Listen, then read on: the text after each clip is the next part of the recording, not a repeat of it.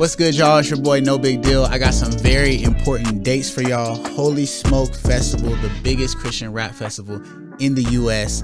August 14th through 16th. Tickets available now. Go get those. I'll see y'all there.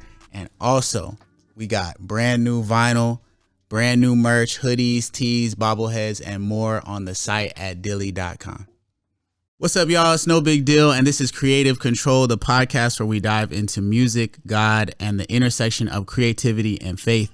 Today on the podcast, finally, we have the genre blender, the songwriter, the member of Indie Tribe, the AI enthusiast, the crypto captain, my friend, Mogli the Iceburg. Welcome to the show, bro. Bro, thank you so much. Long overdue, man. It is, but you know what? We're back and we're bigger and we're better than ever, and now it's time to have you on, bro. You were just waiting until I got the fatherhood energy. That's right.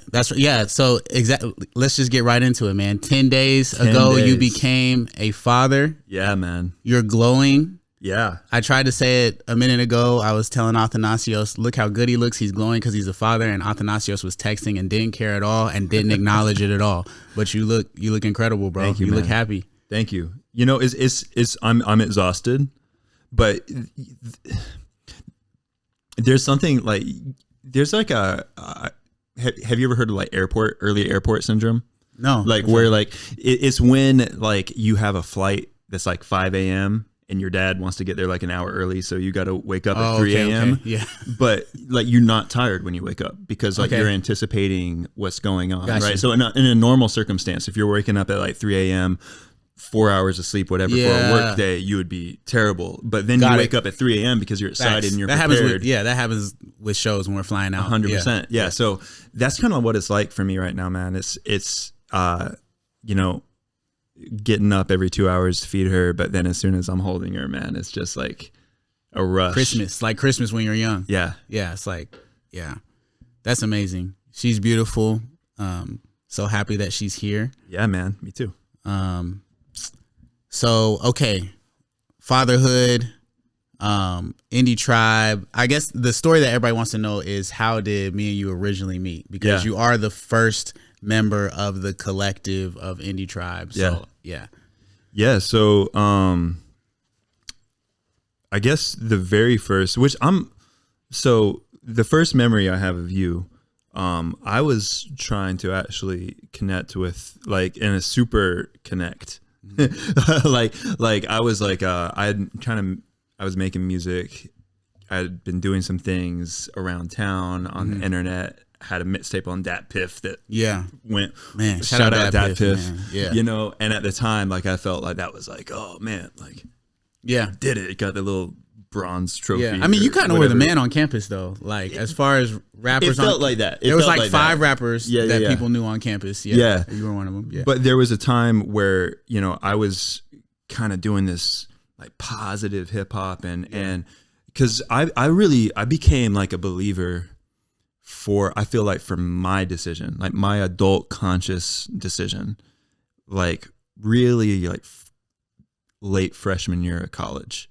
Okay. Like I'd grown up in church, you know, I've been around it, but that was like when I made the conscious decision of like, this is actually what I believe my own decision, own merit, right?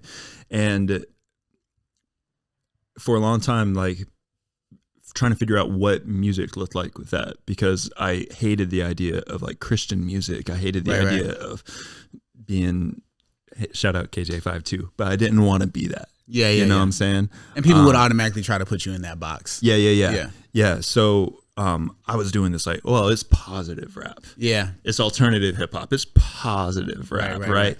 And I kind of realized there was a point where I was like trying to do like the local and the Nashville thing, and it just became very, very clear that there's just like it's really like what scripture says, like you're either be hot or be cold. Don't be lukewarm. You know, because like there was a situation I got the opportunity to open for 3 6 Mafia at Gilligan's. Do you remember? Yeah, I do.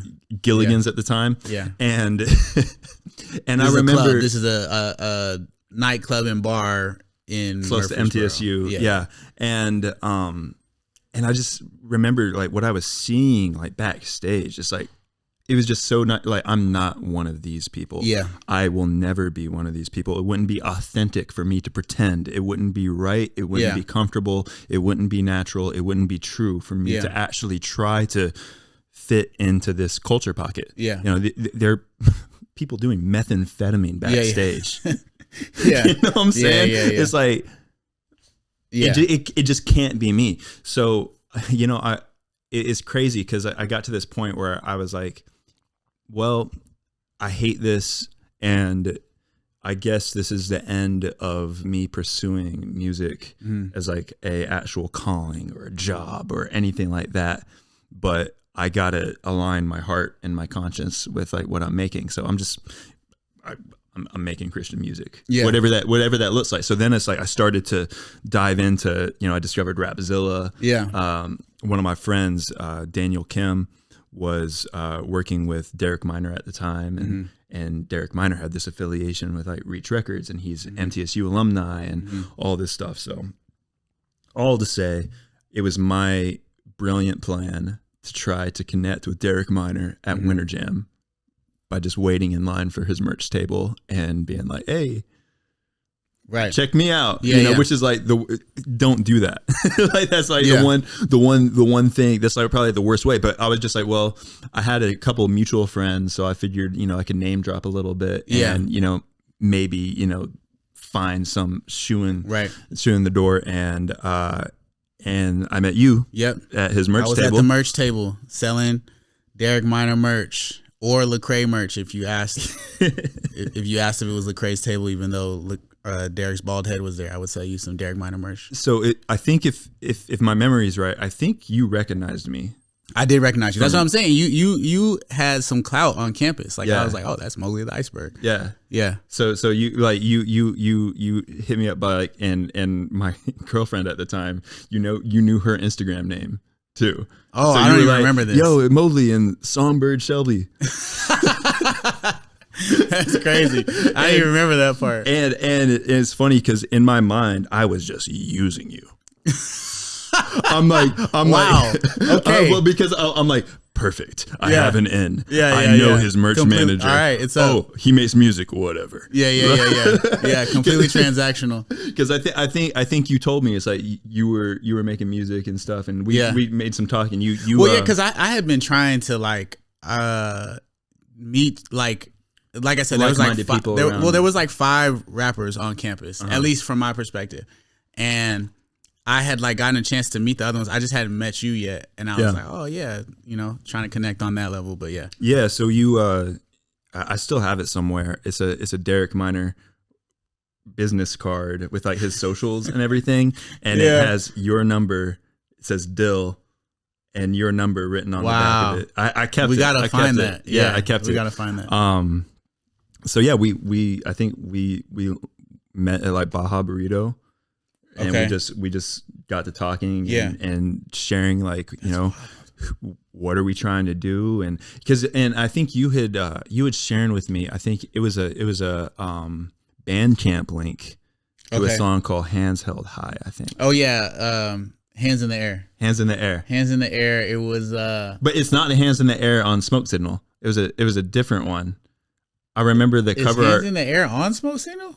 Hands in the air right now. No, not that. No. That's not what I'm talking about. Hands in the Air was I remember the cover sample art of Rihanna's Stay. Okay. And she says the cover art was like some temple in Cambodia. Yes, bro. She says I threw my hands in the air and said, show me something. And I sampled that, rapped over it, and yes, the cover was just some picture from Google of a temple in Cambodia with some filter put on it, no big deal put on it. Yep. Yeah. So, but I remember hearing that, and I was like, I listened to it multiple times because I was like, you meet people on campus, and most of the time, it's like most of the time people aren't any good. Yeah.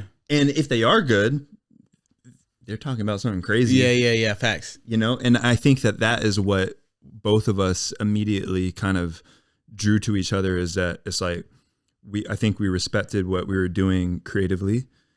We were on the same wavelength spiritually, and also both of us were like plotting out a plan for that's right. That was the difference. What's going and you know, that's the time Rapzilla was the gatekeeper. Yeah. At that time. It was the blog end of the blog era, so blogs were like peaking. Yeah. And Rapzilla had crazy numbers. Yeah, if you got a Rapzilla exclusive. I mean, like at the time, what Smoke Signal did like 5,000 downloads first week, bro. But Rapzilla at that time was they were like the third biggest hip hop. Yeah, they were right behind Hip Hop DX publication online, bro. Like so it was like double legendary numbers. Hip Hop DX, Rapzilla. Yes, bro. And people didn't even know that it was like Christian. It was like Rapzilla. That sounds like a dope. They were going name. Crazy, bro. You know, they had they had the freshman lists and all of that. Yeah. So you know, I think you got invited to Flavor Fest. Something, I think Smoke Signal did 5,000 downloads first week, and then they made me a Rapzilla freshman that same month. It was like the same month that Smoke Signal dropped. Which I mean, it's hard to like think apples to apples with like downloads and monthly listeners and stuff. But even today, like if you went from no presence, 0 to 5,000 monthly listeners. It wasn't 0, but closer to 0 than 5,000. Right, because it was like all local stuff. Yeah. You know? Closer to 0 than 5,000. That's a come up. Crazy. No, it was massive at the time. Like it would actually take like a baby viral video on like Instagram or something to do that now. Yeah, for sure. You know, so it was a very big thing. Yeah. And it was funny because like it's true. With my friend that was the mutual connection with Derek Miner at the time, he had invited me to Atlanta like I don't know, maybe a month ago before we met or something, to a listening party for B Cooper. Right. Shout out B Cooper. So B Cooper is signed to RMG, Derek Miner's label. And he was like, it was one of those things that's like free. You just sign up, and he was like, hey, like if you want to be in the scene, like you should go. Yeah. So we made that trip, and I actually met Michael there. Which is so crazy. That's crazy. And just totally cold. Like we're it's a listening room. You know, we're waiting for the actual listening session. They have like a tray with like I don't know, like celery and broccoli stuff on it. And you know, so we're talking, and Michael just comes up to me and he's like, yo, I'm a DJ, what's up? Yeah. Very Michael. Michael. It's crazy, like looking back, it's like you can see like God's hand in all of that. Like, and then you met at the time. Michael independently at Flavor Fest, I think. I met him at Flavor Fest, which it's crazy because it's like this all comes through essentially Derek Miner and Rapzilla. Yep. Is how the whole thing starts. Yep. Yeah. So yeah, and I think we recorded Soul 2 like pretty soon. Soul 2. Switchfoot sample. Yeah. Maybe we should try to clear that. I don't know. Soul 2. Switchfoot follows me now. Yeah. Soul 2. And then I what produced song was a that? couple. What song was that sample? Dare You to Move? Dare to Move. Or yeah, Dare You to Move. Okay, Dare You to Move. Dare You to Move. And I produced a couple on Smoke Signal. Yeah. Did the cover art. Yeah. So I mean, at that time, like I was like doing everything myself because like I kind of just I learned how to do things and I didn't have any money. So like that was like my hustle in college of like I figure out how to do things for myself and then I provide those services for other artists. Yeah. So like, you know, I shot videos for people on campus. I did cover art for people. Yeah. I started recording people early on and I stopped that because I hated it. Like, well, I was gonna say I recorded some at your apartment. Yeah. And that's because I liked, like I legitimately liked what you were doing. Yeah. But like I realized, you know, so a lot of people go to MTSU for the audio engineering, stuff like that. I went there for marketing. And I figured that just being in the proximity of all the creative people was actually where the value was. Yeah. But I would always thought like maybe, you know, I might switch to audio engineering or something like that. Yeah. And then I started like recording struggle rappers in my apartment. Yeah. You're saying who were in the program. Yeah. And just, that's what I realized, dude. It's like, man, you cannot pay me enough money to just sit there and record somebody that's awful. Yeah. Like it was like nails on you're a chalkboard. knowing this is not going to go anywhere. Yeah. Essentially, And there's just like the classic, like, you know, dudes freestyling about how much money he has, and he's arguing with me over the $35 that he's paying me to record his mixtape that night.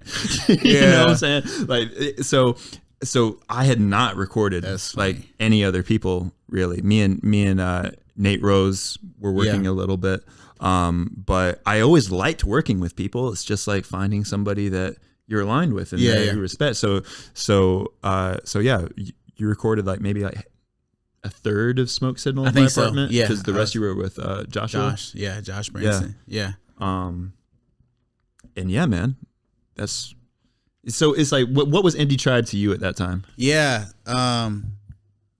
Yeah. I mean, I feel like the music collective part of Indie Tribe started essentially in your apartment. You know, recording those things. But it's not something that we planned. No, it wasn't. Because like the idea of Indie Tribe was like very loose and nebulous before that. Yeah, I had the idea of Indie Tribe before that, and it was just this idea that was birthed out of like you said, everybody on campus was creative and making music or shooting videos or doing graphic arts or whatever. It's a very creative campus, and people were making stuff and then charging each other for it, and it's like it's just tit for tat. It's like, I'm paying you $35 to do this. Okay, now you're paying me $35 to do this, to do the thing that you couldn't do. Yeah. And at the same time, everybody is trying to break through this ceiling and like actually start building their platform with essentially no money, and then the little bit of money we have, we're giving it to each other. And it was like paying each other for features. Yeah.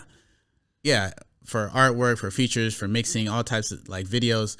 And it's like, instead of doing that, none of us are building a platform right now, and none of us have any money. So our real like value add is our crafts. So why don't we just pool all our resources and like have this community of multidisciplinary artists who we're always championing each other. We're always signal boosting each other. We're lending each other our services, and then together we can break through the noise, like, and start to carve out our career paths and stuff like that. So that was the general idea of just like an artist community.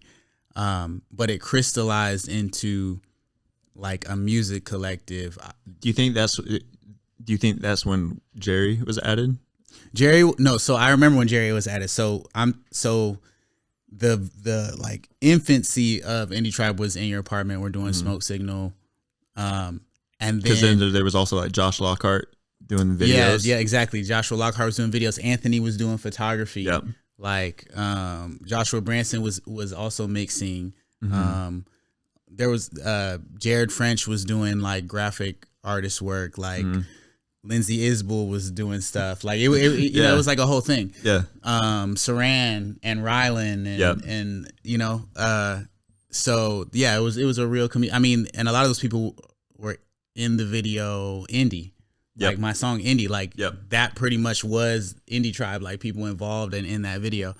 But then it crystallized into like an actual music collective in its infancy in your apartment, and then Smoke Signal.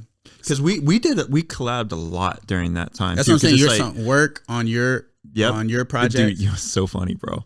So like that time, that first when Dreamcatcher, right? that was like, I guess in hindsight, that was actually like the first album of my actual career, because I'd done like in high school I made like 5 mixtapes and I like burned them on CDs. Never hit the internet. You know, just a little bit of stuff on YouTube that you'll never find, and and then, you know, there was some stuff on DatPiff that came out, but even then it was weird because it's like the social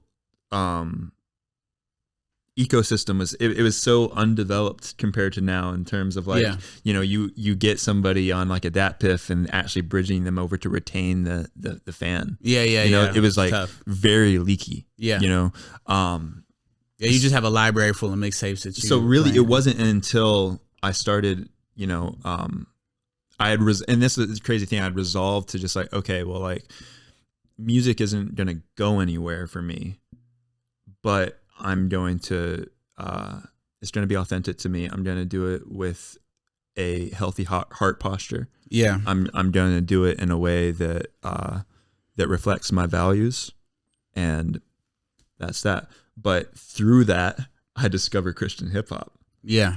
And I discovered this, what really is, I think, and continues to be one of the most like powerful online communities in music. For sure. And I didn't know that at the time. Yeah.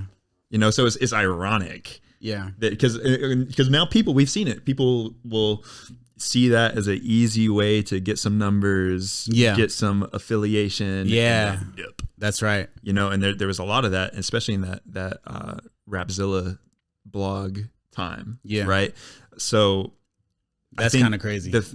And both you and I, we both started to experience and get grafted into that community at the same time. Mm-hmm. So I remember it's like you and I were both just like, because we had been observers for a while, and then things start clicking, and people that we had been following and seeing and listening to start responding and hitting us back. And you know, I remember, man, like you and I were both stoked when Davis Absolute reached out to do a song. You know, and it was so weird because it's like we had seen, you know, just this community existing and thriving and accept us into it.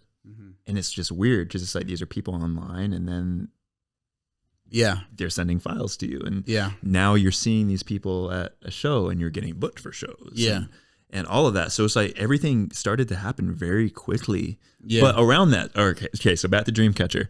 You know, I had developed this, once I realized that there was actually like validity into this, I'm like, oh, well, let's try to really do it. You know, save some money aside. Honestly, I put a lot of it on a credit card because I was a college student. So, I had this whole scheme of like, okay, well, first, I got a feature from D-Trop. Okay, so Rapzilla freshman. Okay, name recognition. Okay, so I can leverage that. Now I got a feature from Gemstones. Okay, great. At the time, and this is crazy, there was actually a label that, a secular label that was distributed by Sony that was interested in doing something with me. And the conversation was basically like, it was like this Mac Miller Light positive hip hop. That's what they wanted. And I told him like, this is what I'm interested in doing. And they were like, well, nah. Like we're not trying to work with like a faith-based artist. Right. So then there was a story, right? So then I had like I leveraged this story with Gemstones, who was also, he was, you know, on Lupe Fiasco's label, First and 15th. And then I was able to leverage that to get a feature from MC Jen. You know, same situation with Rough. So it's like I knew I had this song that had a story and had name recognition. So I was like, Rapzilla has to post this. Like even if my verse is trash, if they don't like it, they kind of have to post this. You know, I was able to get a feature from John Gibbs at the time, which that one was really crazy. That was really crazy. And honestly, he just needed money. I think he was just kind of down bad at the moment and needed $200. Because at the time I was like, bro, how did you get like a John Gibbs feature, bro? Like, I got Stephen Malcolm. At the time before you were going crazy before his deal. So what's funny though is like, so I have this whole master plan. You know, I'm kind of crafting this narrative and this way to like get this into the blog and everything. And me and you were developing this relationship, and in my mind, I'm like, man, Dill's really dope. It's just man.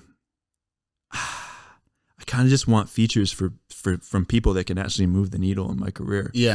I didn't know this. So this is just, but then I was like, this was all just an internal thing, you know? Because we made that song before Smoke Signal came out. That's right. Right. You know, but so then I'm like, no, like this, you're getting weird again. Like honor the heart posture. Like this is what you're doing. Don't you thought back to the meth backstage, and you were like, I can't go down this road again. So what's so funny though is that in my mind at that time, I was like, all right, man, I guess I'll do Dill a solid. I'm investing in this project. You know? Let's let a homie on it. Bro. But before the project came out, Smoke Signal started going crazy. Yeah. You know? Oh, it came out before Dreamcatcher? Mm-hmm. Okay. And then you got the Rapzilla freshman list. You had that article that went viral with Derek about getting fired. Yeah. You know? And no, it was a perfect storm. It was like they made me a freshman off of the singles I released before the project came out. So I released singles. Was it Glory? 2014. Indie was a single. Beauty with Chad Jones, who that was like a big value add for Rapzilla. So I had those. They made me a freshman, and they announced their freshman list in January. I dropped Smoke Signal in January, and the article about Derek Minor firing me dropped in January. So it was like, and that got like, and at the time, weird, different metrics, but I think it got like 2,000 shares on Facebook or something. Yeah, it was crazy. At the time was crazy. Yeah, it was really nuts. And that's how Jerry came in the picture, because Jerry released Elevator that January. And so in the top 5 list of projects for January was Smoke Signal and the Elevator. And then Jerry, and so I had listened to all the projects in the top 5. That was the thing, man. Visiting the top 5 on their website, and that was part of my strategy, because I was like, well, there's an editorial side of Rapzilla of like they just like you or not, right? Yeah. Well, I was like, well, I'm not gonna throw all my eggs in them just liking me. Yeah. So I'm going to buy features. Yeah. And create a narrative that they can't ignore. Yeah. And then I'm going to buy a splash page. Yeah. So I'm going to run an ad. I forgot you to do that. So I spent like, I don't remember how much it was at the time, but I think it was maybe like close to $1,000 or something to get like a full coverage, right? Yeah. So like eyeballs, their story, names. And then I was just like, the moonshot was like, if that is effective enough, you hit the top 5, because that's not an editorial. Yeah. That's like a fan driven thing. That's right. You know, so and that worked. Yeah, that worked for me too. Yeah, you know, so. But Jerry like reached out to me because like you said, everybody was listening to the top 5, so we listened to each other. So he reached out and was just like, "Yo, I'm trying to be a part of this," and we listened to his music, and then we did like 6 months of phone calls, like with him, just seeing if it was a good fit, and that's how that like first little triad was. Yep, and then there was the No Dylans. No Dylans with Jerry. And that was a fever dream in my apartment. Yeah. That whole thing was recorded in my apartment. Oh, he came in for that? No, he flew all it in.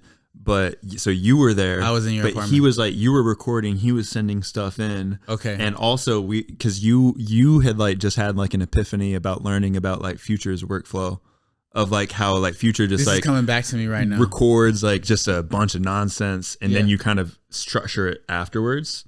Yeah. So like we were getting this like files from Jerry, plug 4 bars here, plug 16 bars here, hop back on the mic, get back on your BlackBerry at the time. You know? So BlackBerry is crazy. But I think we did that in like a weekend. That's crazy.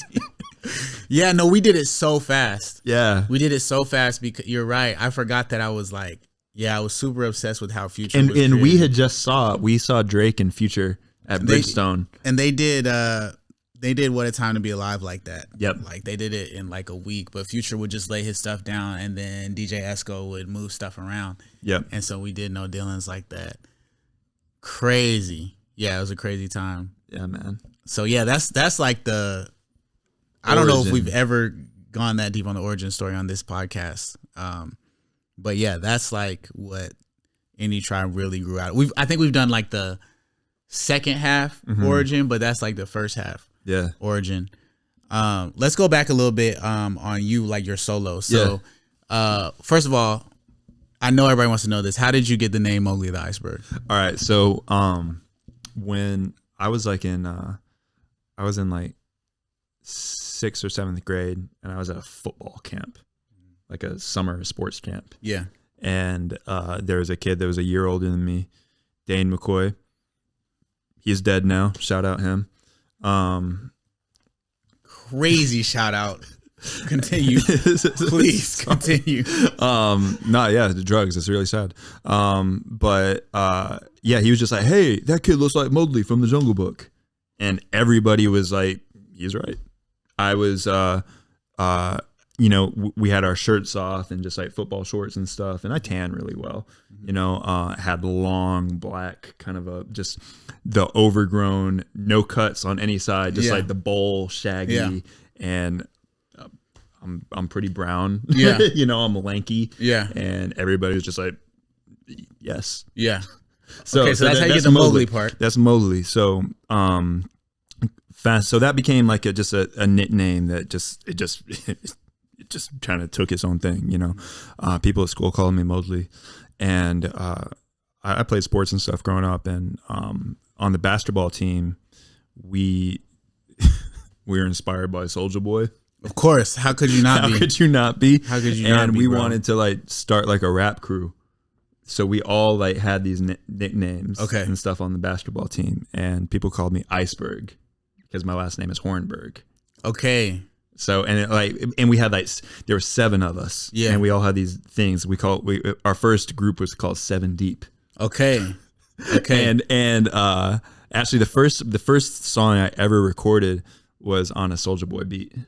Really? Yeah, it was awful. But like I was shouting out all the people on the basketball team, and it's like, hey, he's going to be the manager, and he's going to be none of us knew what any of these rules mean, right? Yeah. So anyway, at the time I was listening to a lot of Gucci.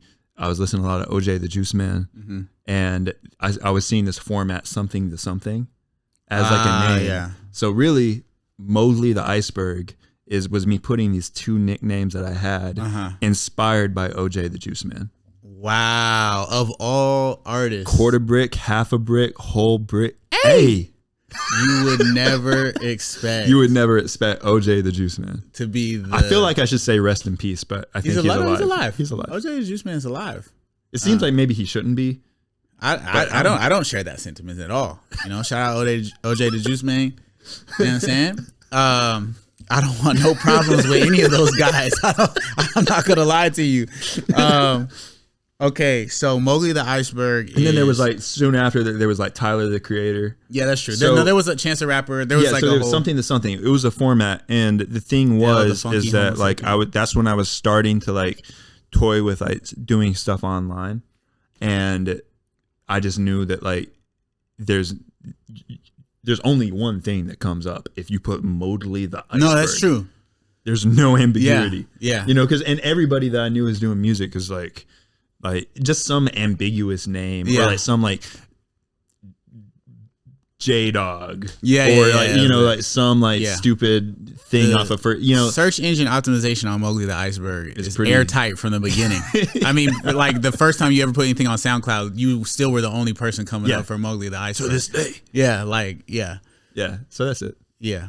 Okay. So that's, Mogli from your youth. And you know, the inside joke with all of us is you're very ambiguous. Like depending on how you wear your hair, your facial hair, what season it is. It's a condition called elastic ethnicity. Yeah, man. It's like if The Rock had a lot of hair. That's true. Like the only thing keeping him from having your range. That's true. Is the hair, but the hair and the facial hair too. Because that's the other part. It's like, bro, you can look like everything from like the cartel to like a Serbian, you know what I'm saying? Some Vladimir. Yeah. Most things are like nefarious and crime related. But well, you know, I forget a lot of the name of it is.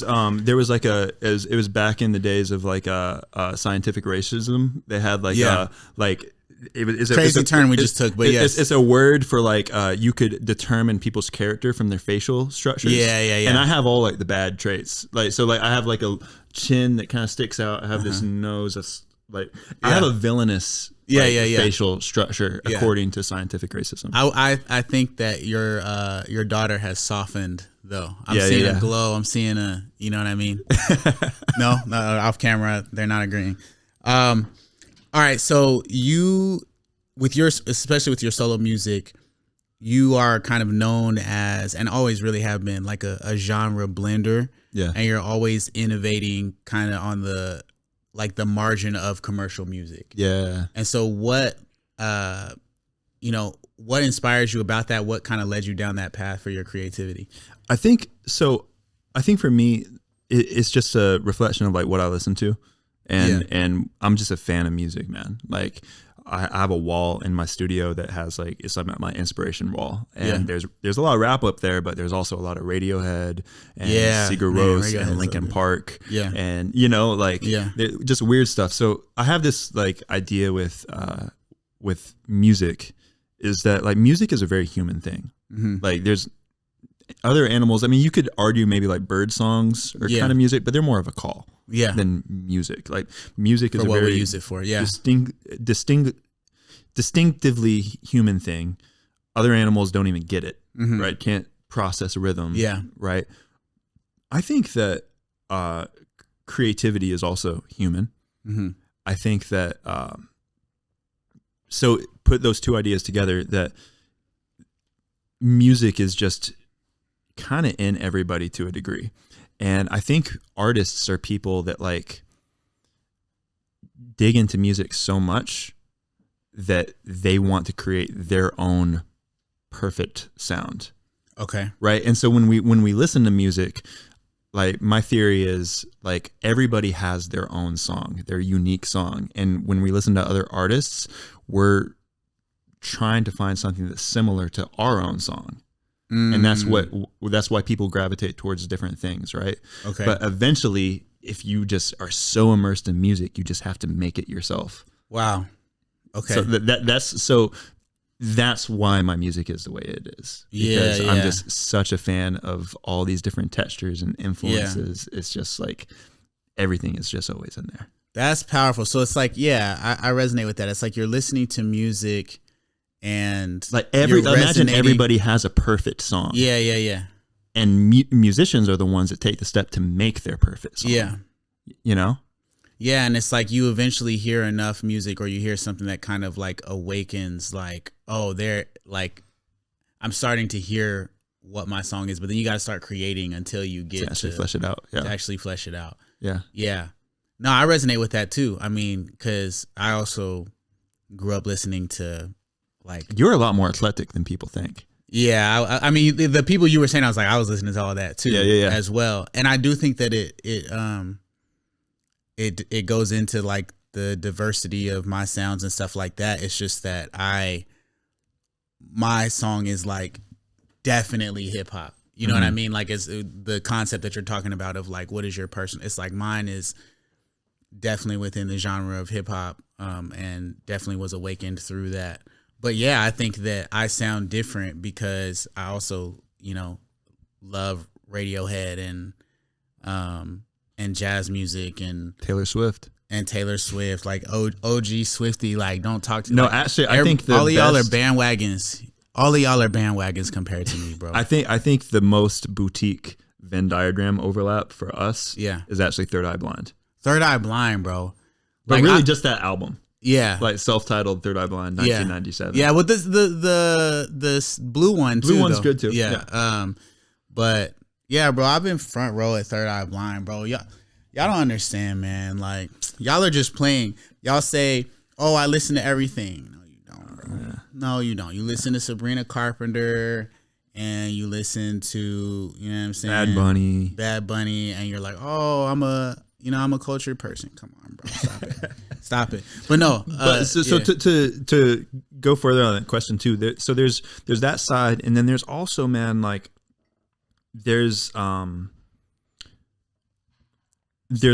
always been like just a question of like, and I think part of it goes into like the blended ethnicity. Yeah. But there's another part of it that's always been like, I've struggled to find a home of like what really is the culture that I'm 100%, because like hip hop is authentic to me. It's something that's always been a part of me. But a lot of hip hop doesn't welcome me the same. Yeah. And there's always been that tension there. So there's also been a lot of like, what's the word? Self-doubt, stuff that comes with that too, and thinking like, oh, maybe I shouldn't be rapping. Maybe I should just be playing a guitar. Yeah. There's always been a little bit of like an identity struggle of like, where is the home? Right. And so you mentioned ethnicity. A lot of people don't know this, but you are half Mexican. Yeah. Like straight up. Yeah. And so do you think that kind of like, and I know you've experienced growing up, like kind of some like people otherizing you, like, you don't belong to us. You don't belong. No, it's 100%. And I think, you know, there's a sense of that that's like inherent in like being Hispanic. Yeah. But even within that, like, I don't necessarily, my DNA is statistically representative of what the average Latino is. Right. But I don't necessarily look like the average Latino either. Right. You know, I don't speak Spanish. Yeah. You know, so there's also all these cultural things. Yeah. So yeah, there's that's always been a part of like my family, my experience. Yeah. I was born in Long Beach, California. Yeah. Where there's a lot of people like me. Mm-hmm. Right. Yeah. Then came to Tennessee. Right. You make more sense in the context of Southern California. Yeah. But here, I mean, like there were like no. Where I went to school, like for most of school, there was like a couple brown kids, a couple black kids, and everybody else is white. Yeah. You know, so I got slurs right at that school, which is wild. Wild. Yeah. You know, but yeah, it's always been just kind of a. But you know, I think it's also cool though because it's like it's a broad. It's a broad gamut of experiences, you know. Yeah. What you don't get from just a solid like identity. Yeah. You do get from like a broadened perspective. Yeah, I think that. I mean, it's unfortunate to go through that as a kid, and also I think that it can be a superpower. I mean, for me, obviously, I'm a black man, and we moved. Yeah, I lived in 9 different states. So I was like consistently the new kid in some of these states, especially in the South, like experienced racism.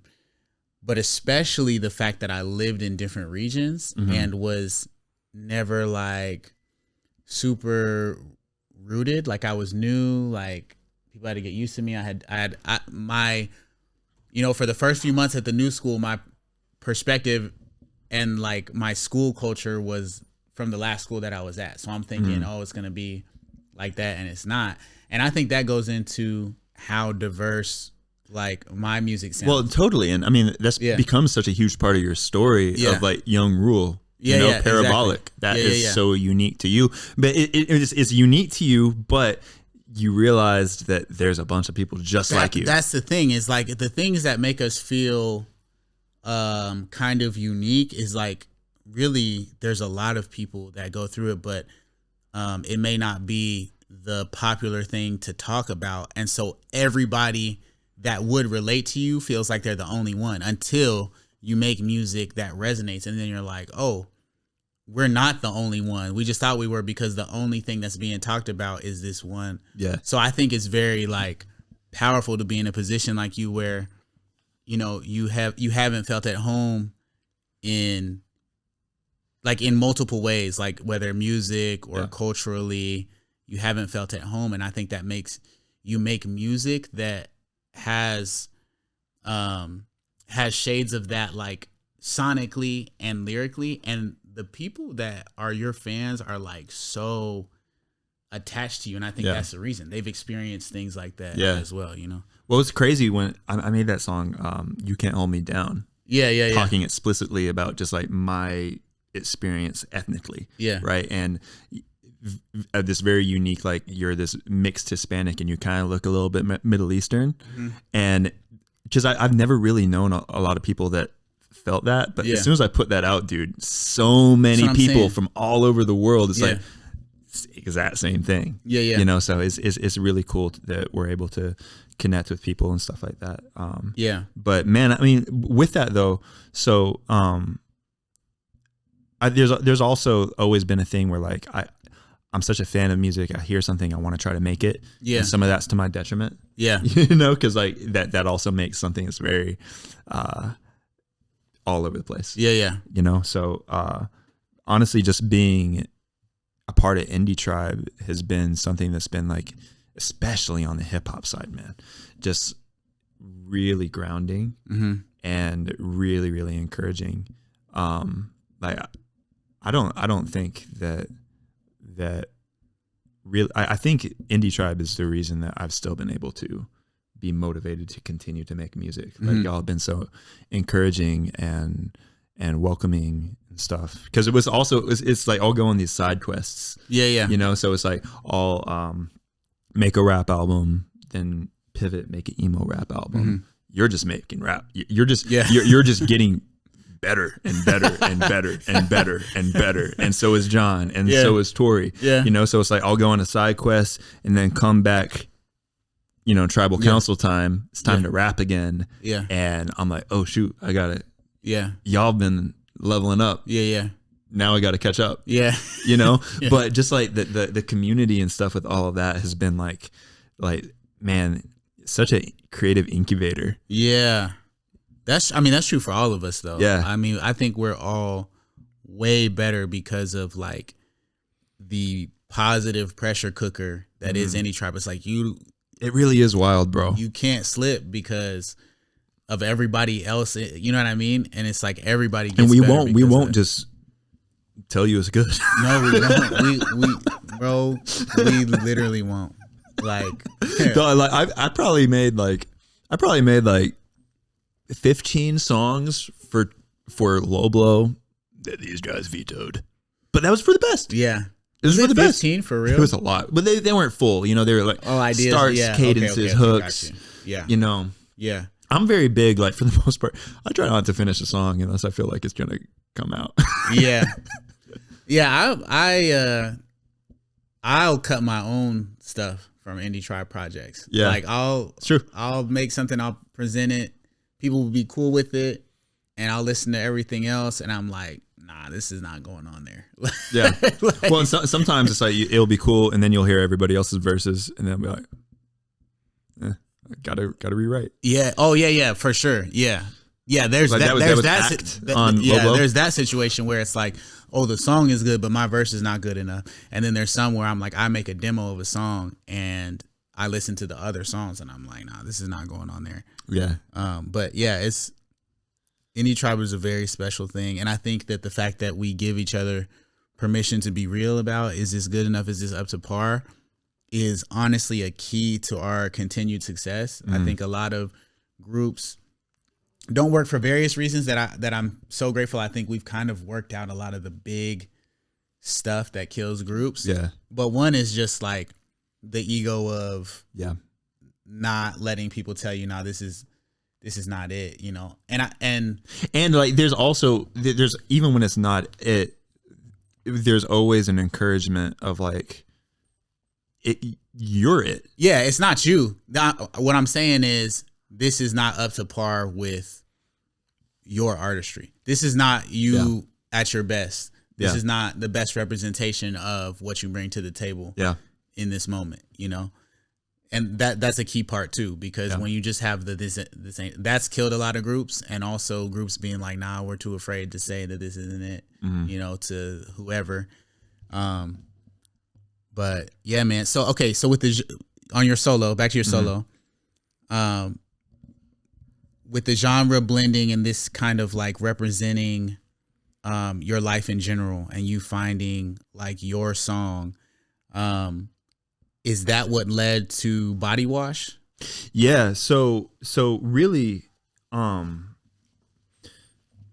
because really like the two music cultures that I've always been immersed in have been metal and hip hop. Yeah. And growing up, they would always oscillate, and sometimes it's just depending on what the artists in those spaces were doing. Yeah. You know, but whichever one of those was like more captivating to me, I would exclusively listen to rap for like almost years on end, and then either become disillusioned with it or more enamored with something going on in metal. And that's always just been like a pendulum that I've always drawn. So I've always like been trying to incorporate that, and with some of like the hyper rock stuff that was going on with Mogli, that was like the height of fusing that. But then there's a pragmatic side with like the music business and how Right. discovery works today, where Indie Tribe is a lot more popular than Mogli, and we have co-releases and stuff together. So most of the traffic that comes into Mogli is coming from Indie Tribe, and that carries a certain expectation. Right. So because I love the Indie Tribe songs. I love that Outside has done well. Yeah. Right. But when somebody listens to Outside, they're expecting, and then they want more of that. Yeah. And then they hear some like alternative post hyper rock metal. They're like, well, I guess I'm a fan of that song. Yeah. You know what I'm saying? But so when I discover artists, it's like you have something that catches you, brings you into their world, and then you want more of that sensation. Unless you're an enigma, like someone like XXXTentacion was like an enigma. His story transcended the sound, and the sound became interesting because the story hook was so strong. He could do anything, and I thought because of eclectic artists like that, I could do anything. But turns out I don't have a story like him. His, and also I'm cohesive. not willing to do something like that to get that type of buzz. So I realized that cohesion and that discovery experience, especially in the algorithmic era, are really important. So I decided okay, alternative and metal Mogli is going to live as Body Wash. It's going to be a consistent thing. That if you listen to one Body Wash song and you like it, you go to the profile, you're gonna love everything else. There's a clear expectation and a standard that's set, and I know who I'm trying to reach with that, and that's who it's for. With that, now Mogli is free to just lean in to stuff that the Indie Tribe fan, like more hip hop, more hip hop, more.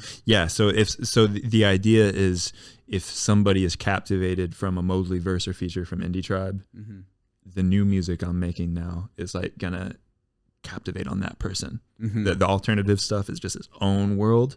I have to do it for my own sanity, for my own creative fulfillment. I love it. But it also has to just be its separate thing. How does the life of Jesus, your faith, influence Body Wash lyrically? Because that's a lot different than hip hop. It's so the format of metal is so much. It's funny, dude, because we live in Nashville. Maybe songwriting capital of the world. If not LA. I think it might be Nashville. But there's more writers' rooms and stuff, and how people treat rappers. You're not a real songwriter. That's right. There's this whole but man, if you can be a good songwriter in hip hop, bro, it is easy. It is easy doing anything else. You have so much more liberty with the canvas. When you transition to something that is much more melody driven and less verbal, in the sense of there's just less lyrics per song. You can hold a word, you can stretch it over a whole bar because it's carried by the timbre, it's carried by the melody. Dude, I think we're seeing that with Post Malone because he started out in the hip hop world. Yes, man. He can. And now, granted, hip hop is also, I'd say, is probably the lowest barrier of entry. Music, maybe bad EDM. Is actually the but lowest I'm saying barrier. If you can get to the top, if you can be with your good songwriting, rapper, you can. You're just a good songwriter. So sure. With that, the themes with Body Wash is very different, and I'm also very inspired because Christian metal has been bigger than almost any other form of Christian music. Very consistent for a long time too. I mean, bands that were big in the early 2000s that don't even release anymore. Shout out Trevor from 1,000 Foot Crutch. Y'all haven't dropped in a long time. I hope you drop soon. You're doing more numbers than Lecrae. That's crazy. POD won best metal Grammy in 2002. They're one of the biggest bands in the world. So many of the bands at that time were, but Prada, even some of the Memphis Mayfire, Under Oath. And I think that there's something to rap is so autobiographical. And there's a cultural expectation that's so heavy interesting. with rap. Yeah. You know? That's right. And so it's like when you don't fit in with the mainstream culture with rap and the content that's going on with rap, and there's an expectation for it to be biographical, and there's an also like so much content. You have 4 times as much lyrics and content in a song. Yeah. I think it can be difficult for a Christian rapper to be totally at home next to a mainstream rapper. That's right. But rock is a lot more ambiguous. Yeah. You know, a lot of the things are more broad and more nebulous with how you talk about things. So I approach songwriting with Body Wash the same way I do with Indie Tribe. You know, like I let the music speak to me. Yeah. And also I let God speak to me. And when God I never set out to make a worship song or make it whatever. I'm also I'm intentional what I'm going to talk about and what I'm not going to talk about. But when God convicts me to push a certain way, and I feel that in my heart, I listen. Yeah. You know? So I just kind of go where the music takes me. Yeah. And I think there's a lot of themes, you know, rock tends to be like, there's a lot of struggle. There's a lot of, you know, there's this antagonist. Sometimes it's inner, sometimes it's outer, especially new metal. It's almost like, there's like the caricature of it of like, I'm mad at my mom. I'm going to take a chainsaw and I'm going to kill you and I'm crazy. You know, that's like the caricature of it. But, you know, studying how like bands like POD and even like Linkin Park, the ones that had staying power were the ones that were more introspective. Yeah. And it's all the same. The human condition is all spiritual. You know, like there's nobody that's not pondering these spiritual questions, these existential questions. It all goes back to God. It all goes back to Jesus. It all goes back to your identity. So it's very easy to actually just bridge the gap with that, you know? Yeah, for sure. How has becoming a father changed how you see creativity? I know it's very new. Yeah, it's new. Have you had any thoughts about that? The first thing now is I think I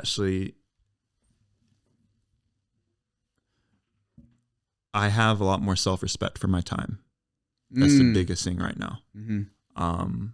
Because my time is a lot more scarce. Yeah. But also like I'm thinking like, man, like my daughter's 10 days old right now, but I want to be able to share this part of my life authentically, like when she's older.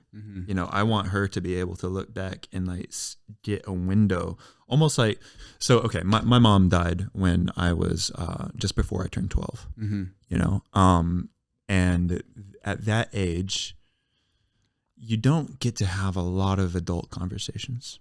Yeah. There was like me and my dad have adult conversations. We have almost still father-son, but there's a lot of peer. You know, like he respects me as a full-grown man, and we have adult conversations. My mom passed away when it was still very clearly in a parent mother-son relationship. So something that's very one of my most cherished possessions is her journal. You know, and I get a window into her adult mind. Wow. From when I was a little baby all the way. I mean, the journal ends abruptly. Wow. You know? I didn't know this. Yeah. Yeah, it made me emotional. But and that's always been like, you know, my mom was 40. She was 40 and she died unexpectedly out of the blue, no warning. And I'm 32. So it's like, there's always, mortality has always been very heavy on my mind. You know, like when my mom was 32, she didn't think that she had 8 years left. Yeah. You know? Right. And I don't know how long I have. Yeah. You know? So I think of everything I'm creating as like, I think of like, if God were to take me, how my daughter would know me. Yeah. Listening back to the art. Wow. And I think that puts a certain level of you know, it's fine to have fun. You know, it's fine to have fun songs and stuff, but I don't want to waste any. I don't want to waste any bars. You know, because it's. I know someday she's gonna look back and want to know, you know, when she's 20, she's 30, what her dad was like during that time. So that's really heavy. Yeah.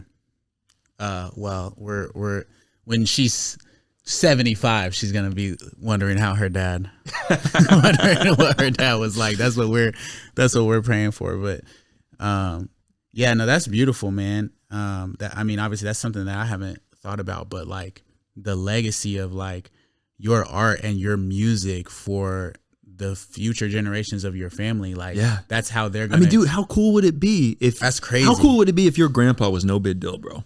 That's crazy.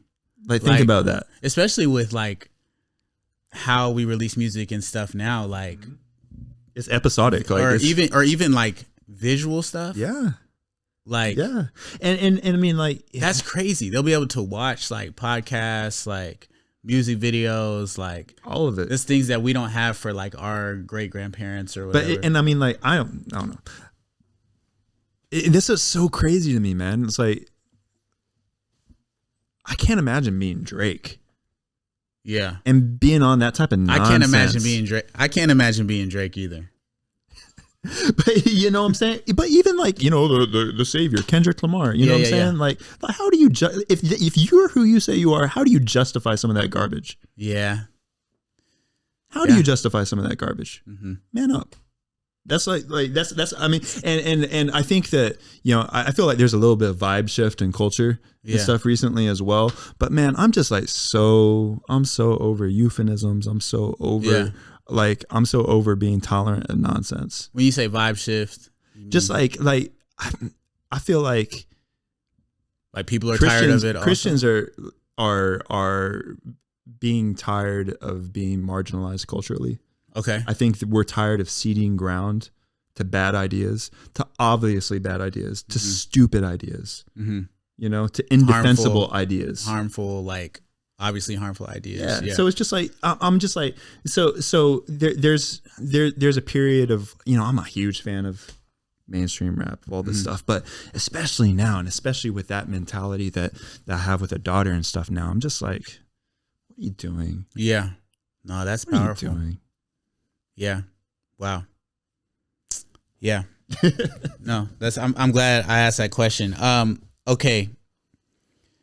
We're definitely like, I know we're low on time, but the thing is I'm going to ask these questions anyway. So, you know what I'm saying?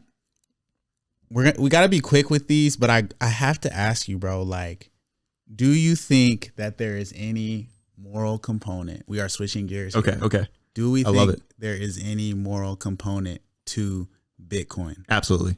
Okay, 100%. Break that down for the people. So, real quick. Bitcoin it's the deepest rabbit hole I've ever discovered apart from God. Okay. So that's the way you have to preface it. Okay. Okay. It takes about 100 hours of study because it's so interdisciplinary. You have to understand. You have to have a base understanding of economics. You have to have a base understanding of the history of money, the theory of money, of technology, of game theory. You have to understand a lot of these things to really get the picture. Yeah. But the idea, the moral component to Bitcoin, and this is Jesus Christ is the most important moral idea in the world. Yes. Right? Amen. I'm fully with you right here. Bitcoin might be the second most important moral idea. I am untethering, but I want you to speak your piece. Go ahead. Yeah. So it might be the most important because money is a technology for storing and communicating value. Okay. And people think when we talk about money that there's this. People like to think that what you value and the values that you have are something different, and that there's a conflict between the two. Got you. Money is a neutral medium. Yeah. Right. Just like your time. It's like how you attach, it's literally how you attach value to your values. Yeah. And money is the mediator for those things. So Bitcoin is the first discovery of unadulteratable, uncorruptible, perfect, neutral money. Okay. Right. And when you contrast what we see as money, which is something that is corruptible, which is something, people don't understand that we have a bureaucratic institution called the Federal Reserve with the express mandate of manipulating the economy. They can print on demand units of currency that you work your life for, which means they can steal from you without representation. Right. And the more that you understand about the way that the United States monetary policy works, we steal time and labor from the whole world, especially the developed world, especially the global South, at the expense of political expediency. Okay. Right. So because the United States has this ability to debase our own inflation to the rest of the world, to people that are dollarized. And these are disproportionately poor people in developing economies that don't get any of the benefits that our government does from printing money. Yeah. Right. But over 75% of the money in the world has been created out of thin air since 2020. Wow. Whoa. Since 2020. Since 2020. Okay. Since 2020. That's crazy. And the idea of Bitcoin is that it is an absolute fixed neutral monetary policy. Okay. No human can change it under any circumstance.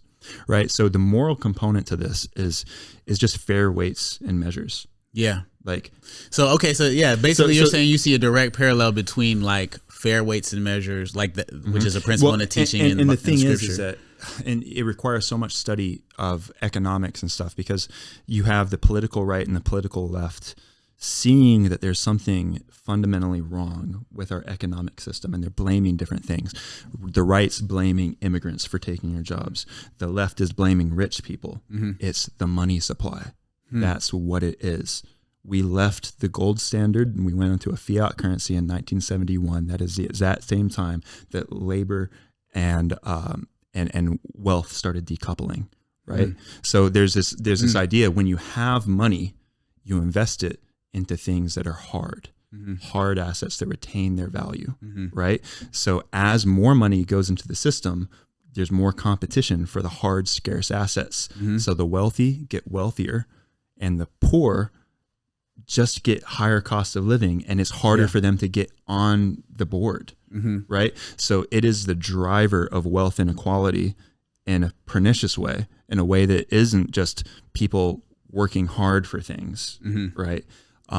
So that's the moral that's the moral component of it, is that when you have a neutral, uncorruptible, fair system of money, and then you have an unfair system of money that's predacious, that's nefarious, that's, mathematically guaranteed to implode, you actually have a moral obligation to choose a neutral party. Once you know it, once you see it, and that's the thing, is Bitcoin is permissionless. Nobody can prevent you from participating in it, no matter where you are in the world. If you live in an authoritarian regime, you have Bitcoin. You know, inflation in the United States is bad. I think in Turkey this year, maybe Athanasios knows a little bit better than me because he has people in that part of the world. But I believe inflation is somewhere in the ballpark of like 200% a year. Jeez. Right? Yeah. So when you that's the moral component to it. Yeah. You have a neutral option, you have an oppressive option. You have the ability, anybody has the ability to opt out to the oppressive option. Yeah. And it just so happens And it just so happens that most of the world doesn't understand this yet. And if you do this, you're rewarded with getting fabulously wealthy. Wow. All right. So I'm going to have to bring you back for a whole Bitcoin, crypto, and AI conversation, because I was going to talk to you about AI and creativity, but I think our producers are going to, you know what I'm saying, rock bottom me if I don't end this. So yeah, we're going to have a part 2. But before we go, I got to take you to the control room. You already know this. All right. Let's get it. All right. What's the funniest prank you've ever pulled on someone or had pulled on you? I can't think of a lot of funny ones. I just think of really bad ones. I was like, I'm sure he's cycling through like really heinous ones right now. There, you know, when you're like young and you know you use pre-25 men kind of have chimpanzee brains. Yeah, you know, I don't know why this was funny to me, but my friend's computer was open and I just like typed "goodbye cruel world" on his Facebook. and that's like, pretty funny. I'm not gonna lie. And immediately, like people were like calling him, reaching out. His like mom. His parents like panic calling him. You know, so like he has so much explaining to do for nothing. Yeah, that's the first thing that's coming to mind. Yeah, I mean, I think it's very good that you don't think that's funny right now. I still think that's a little funny though. That's pretty funny. All right. What's the most absurd criticism you've ever received about your work and how did you respond? Ooh. Yeah, I know. It's like, how much time you got, fella? Yeah. It probably involves cataphant somehow. Oh. Wow. Oh, okay. Next question. Double rapid. All right. Okay. Got you. Okay. What's the weirdest place you found inspiration for your work? Shower. That's not weird. Is that normal? That's normal. That's normal? Shower thoughts? That's very normal. Okay. What's the weirdest place you found? Weirdest place. Inspiration. All right. I'm gonna pivot it because it's not weird, but honestly, church is where I get most of my inspiration. Okay. I think that's because all my pastor's great and I always have the big picture epiphanies mid-sermon in church, in the building, physically. That's great. Yeah. What's your favorite procrastination technique when you're avoiding a creative project? How do you procrastinate? So one side of it is I nerd out on number stuff. Okay. And I feel like I'm being productive. Yeah. By just nerding out on numbers. Like statistics and stuff? Yeah, statistics. Like looking at our Spotify, crunching arbitrary calculations about all this stuff and sending it to the group. And, but I'm feeling like that's doing some help to everybody and it's not. Yeah. Yeah. Okay. I mean, I find them interesting sometimes, but now I know it's a procrastination technique. I can be like, bro, get back in the studio. Yeah. Bro, what are you doing? Or so the thing, because I mix and master too, is like I just get super granular on the mix, and I'm just like 0.1, 0.2, you know. Yeah. Maybe it needs a little of this. And I'm doing that because I'm afraid or I don't want to do the hard work of actually writing. Yeah. You know, so I'll do work. Yeah, you still want to feel productive. So yeah. Okay. What's your favorite No Big Deal lyric?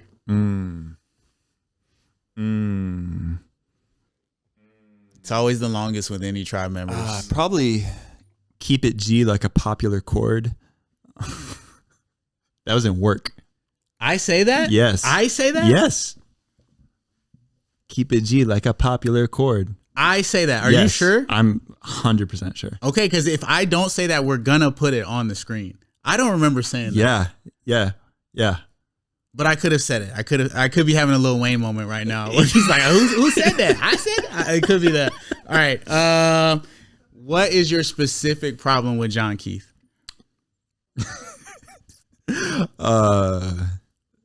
Dang. I mean, dang. You guys have some pretty knockdown dragouts about Bitcoin. No, actually, my specific problem with John Keith is his total aversion to talking about anything of substance politically or morally. You gave a real. No, that's actually like because and then John will say, "Oh, I'm just a little." Then you're an intelligent human being. Yeah. You know what I say. You know what I say. Yeah. I'm not gonna say it here, but you know what I say. Yeah. John pretends he's dumb. You guys are thinking something else than what he says. He doesn't say that. No. Well, he might say that. I don't know. No, John you don't says say, a lot. You don't say that. I don't say that. You don't. You guys were thinking he was saying he says that in the group chat. He doesn't say that. We wouldn't allow that. He's talking about something completely No, but different. John always was like, "Oh, I don't know anything," and then he's like talking about like some niche ancient Greek. Yeah. Well, actually, ancient biblical Greek. What was the guy that Bryson was bringing up? Well, actually, Tertullian. Oh yeah, like, Tertullian.